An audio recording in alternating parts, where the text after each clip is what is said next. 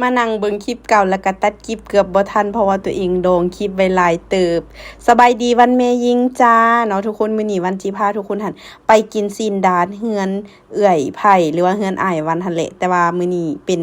วันเป็นเจ้ามือเด้อเพราะว่า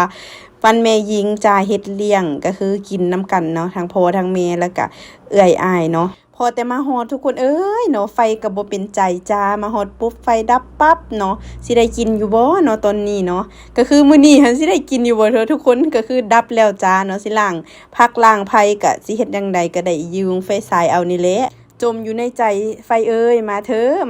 วันว่าสิเลี้ยงมือเดียวใดก็เป็นมันลองจองจอยเป็นไฟดับซ้ำเนาะโอ้ยเนาะวันเว้ากับเอ้ยไผว่ามื้อนี้ซื้อมาแล้วจะได้ก็ต้องได้กินหั่นน่ะวันก็เลยบอกว่าเบิ่งสิไปซอกยืมเฮือนที่ว่ามันมีแบบว่าไฟเตาโหลหั่นน่ะเบิ่งมาเฮ็ดแบบเป็น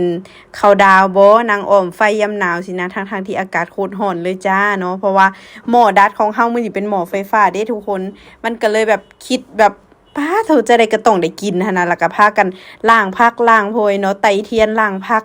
ก็คือยวงไฟฉายล้างผักกันแหละเนาะล้างผักบัวหัวหอมเฮ็ดล้างผักกาดผักหยังคิดไปคิดมาพากันแบบว่าเว้าใส่กันว่าย้อนยุคกินฮอดสมัยตอนยังบ่มีไฟฟ้าเนาะแต่ว่าสมัยวันก็บ่แม่นว่าบ่มีแหละทุกคนมันมีแต่ว่ามันจะขาดตลอดก็คือคันฟ้าร้องฝนตกเท่าใดนี่แม่นดับแหละดับหมดมื้อหมดคืนก็มีเนาะแล้วก็มาหุงอีกเป็นมื้อต่อไปหั่นน่ะป้ามื้อนี้นะเครื่องของเฮาจุกๆเลยเนาะไฟเอ้ยไฟจ๋าเนาะตอนนี้ก็คือไฟฟ้าเฮาหั่น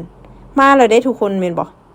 รู้สึกว่ามามาแล้วพอดีไฟมาก็พากันโฮแล้วก็สิเป่าเทียนเนาะตอนนี้เนาะและนี่ลานขี้ดื้อวันก็พากันดับเทียนแล้วก็จะมาเกียมกินเนาะมื้อนี้มีทั้งมาร์คสตรอเบอรี่แล้วก็มาร์คเมลอนที่วันซื้อมานะจ๊ะพอแต่ไฟมาแล้วก็ห้องกันมาซุ่มกันละบัดนี้เนาะไปห้องลานวันแล้วก็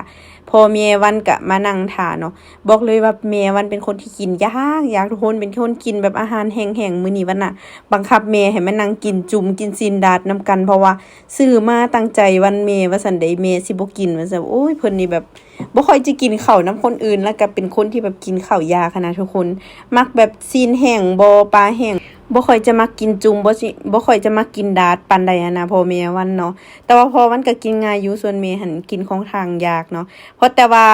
ไฟมาแล้วก็ลุยเลยจ้าคนใดก็คือแบบปุ๊บๆเนาะก็สิประมาณนี้ครึ่งนึงก็บ่มาที่จริงหั่นน่ะก็ซื้อมาโคตรหลายเลยจ้าแต่ว่าเขาเจ้าวันมีนัดเนาะอาจจะมีนัดเพราะว่ามันเป็นวันแม่ยิงเด้อนะวันบุญคนอาจจะไปกินบ่อนอื่นหั่นน่ะทุกคนฝากคลิปนี้เด้อบ๊ายบาย